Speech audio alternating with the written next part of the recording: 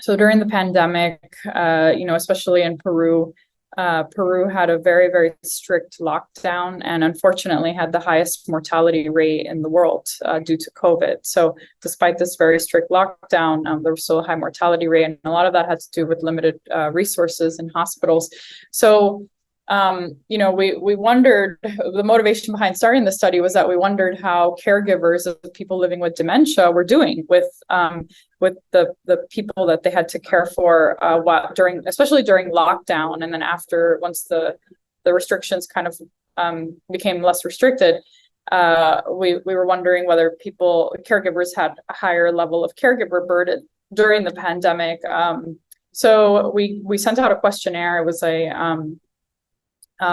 variation or an adapted version of the Zarit's caregiver burden scale, and then asked them to compare their level of caregiver burden currently compared to prior to the pandemic.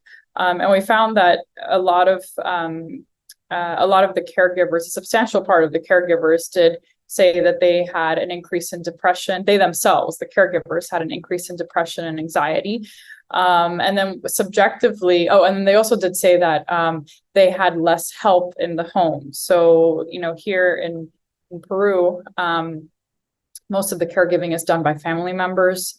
There are very few employed caregivers. I mean, it can happen, but usually it's done by the family members. So because of the lockdown, a lot of caregivers had less help from other family members that would have usually helped with caregiving. Or helped share the caregiving responsibilities.